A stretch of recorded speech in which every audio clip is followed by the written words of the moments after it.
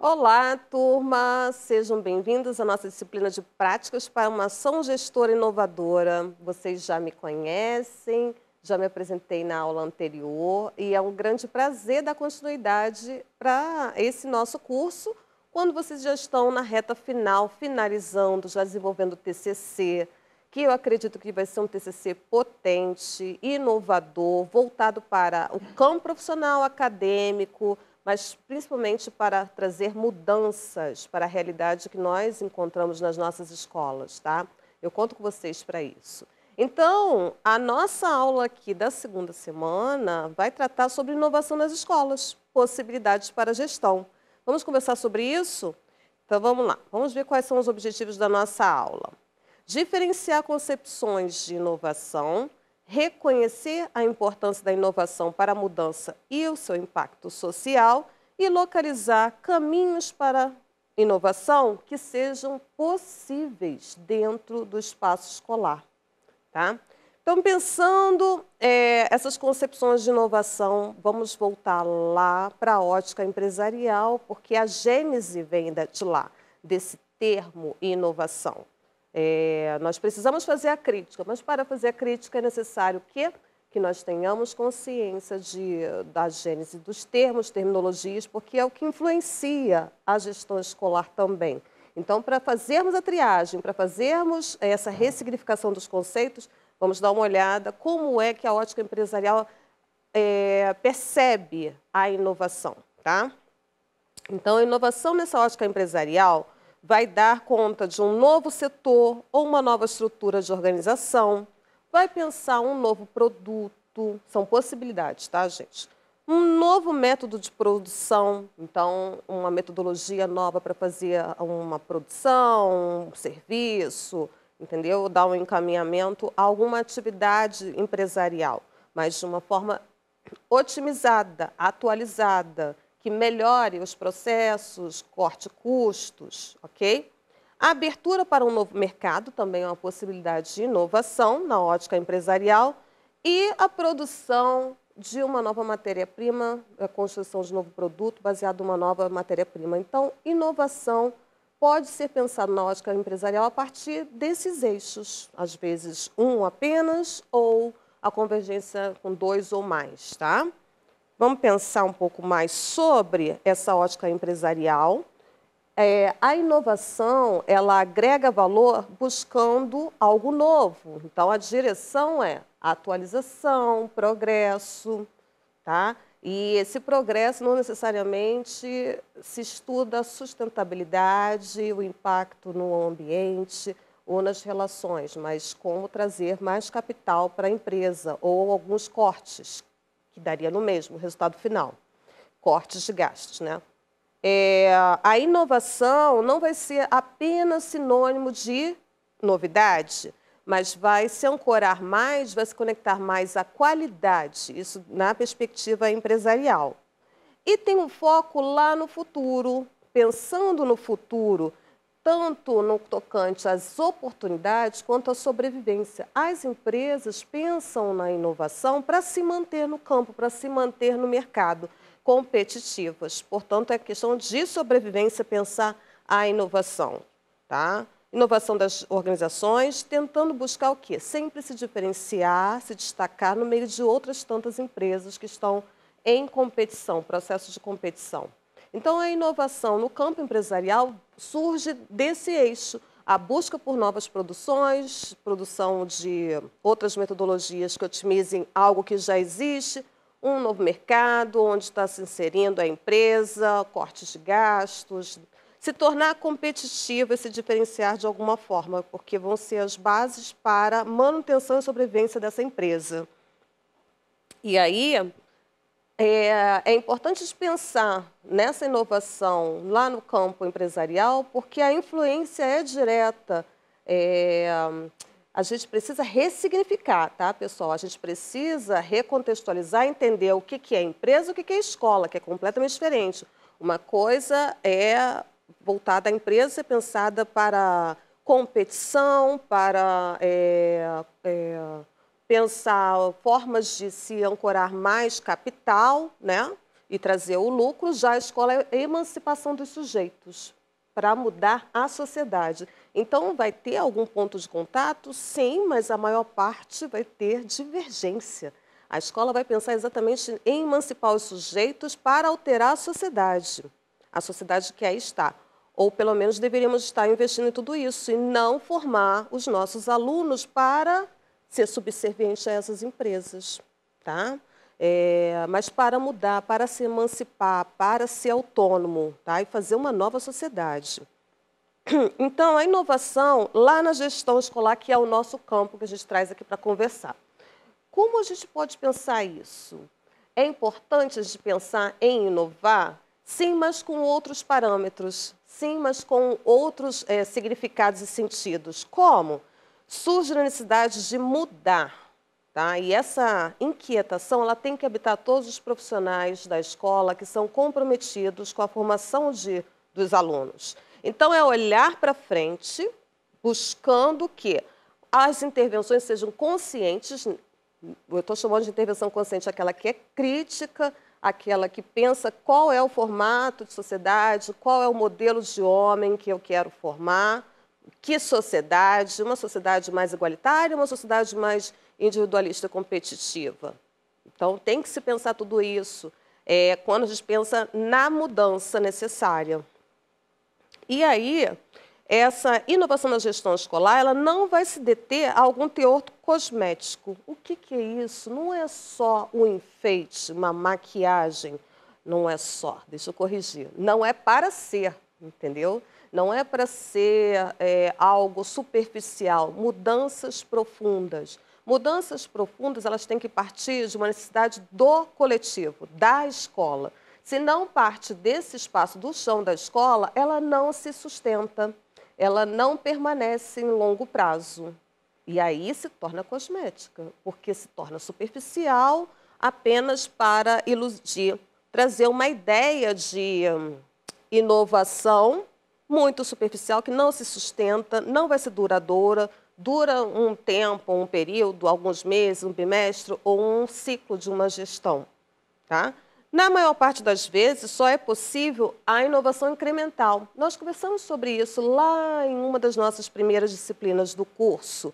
Inovação incremental é a inovação, que é a atualização de algo que já existe. Então, a gente melhora algum procedimento, a metodologia, a gente faz uma alteração no que já existe, mas sem alterar completamente a estrutura, porque estamos em sistemas educacionais, então nem sempre é possível fazer alterações que sejam paradigmáticas, revolucionárias.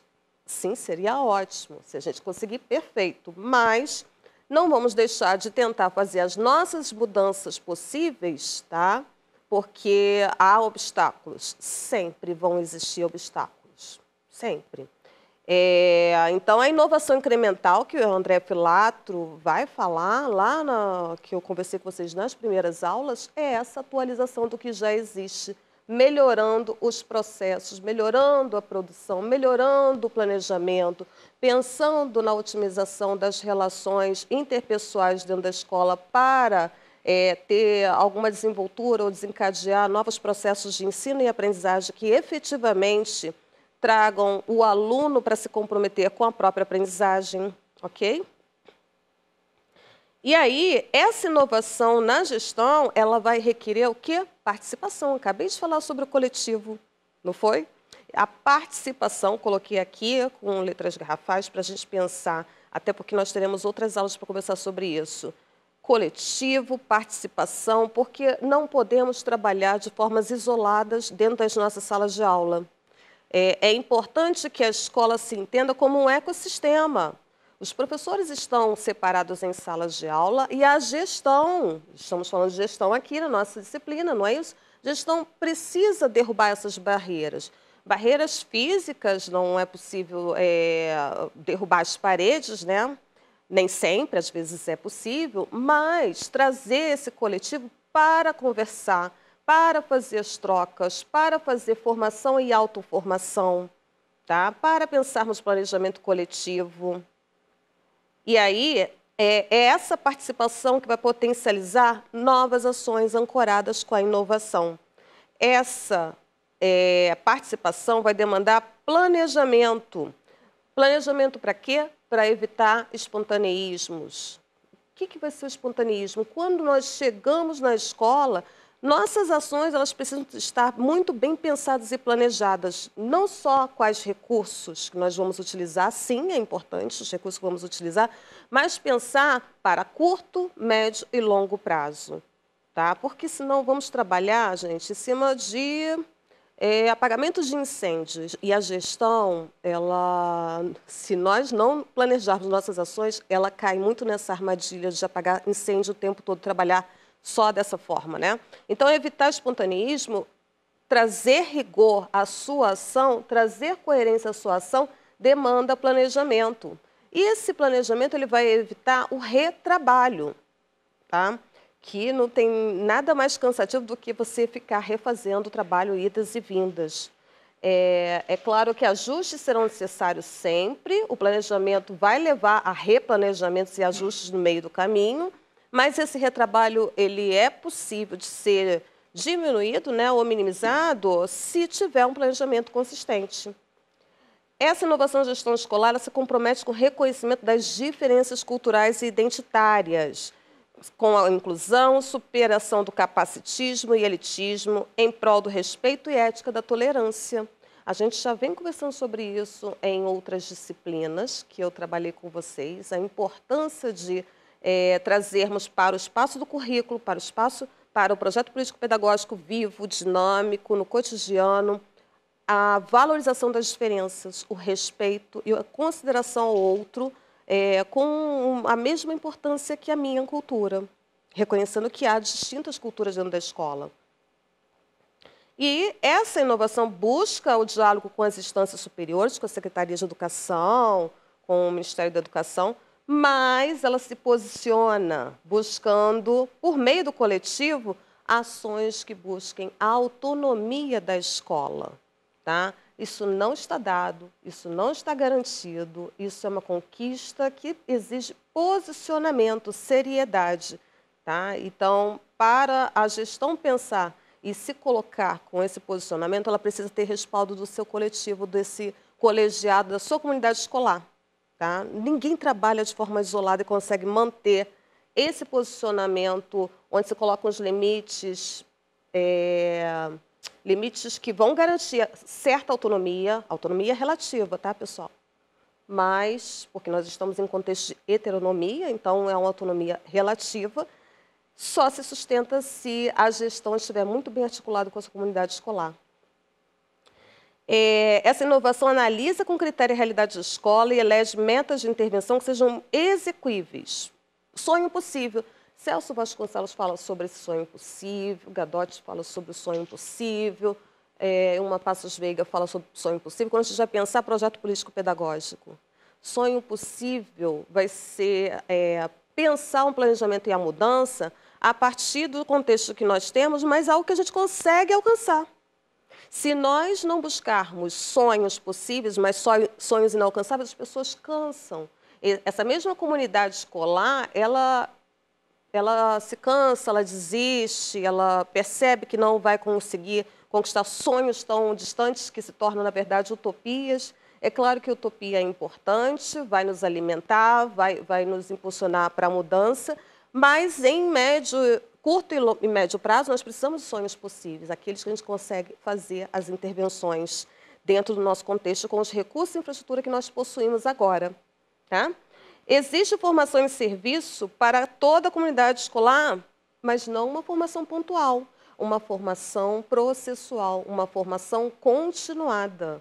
Então, a gente não faz uma formação pontual, uma oficina, assiste uma palestra e pensa que já está garantido uma formação para a comunidade escolar. Esse tipo de formação não traz mudanças de longo prazo. Uma formação continuada que faça sentido dentro do projeto político-pedagógico é o que vai auxiliar. Que parta do chão da escola, a necessidade, é o que vai trazer mudanças no coletivo. E isso também com a força, sabe, a união do grupo. E essa inovação não se alimenta não se amedronta com o risco. Risco sempre vai existir.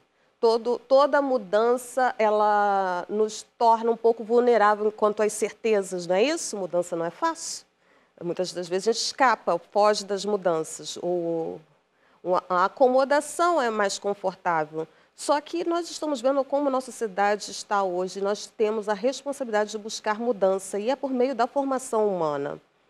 Então, a experimentação ela é importante, mas ela é importante não baseada no espontaneísmo, baseado no planejamento, baseado em estudos e fundamentação.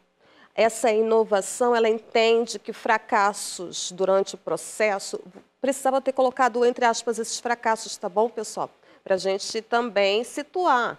São momentos que nos trazem desafios, mas não podem ser imobilizantes. Então, entre aspas, esse fracasso aqui dos processos são elementos próprios do risco, mas não pode ser imobilizante, não pode ser obstáculo imobilizante. Então, a gente reconhece o risco da mudança, mas não se vincula com imediatismo, nem impulsividade, aquela vontade de fazer, sabe, de forma individual e mudar as coisas para ontem. Não, planejamento e seriedade. Pois tudo isso se torna insustentável no médio e longo prazo. E a gente quer o grupo com a gente. A gente precisa do grupo com a gente, né?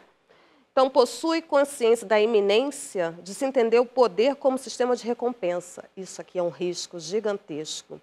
Poder como recompensa. O poder está, sim. A gestão possui, a sua liderança possui poder. Reconhecer isso é importante.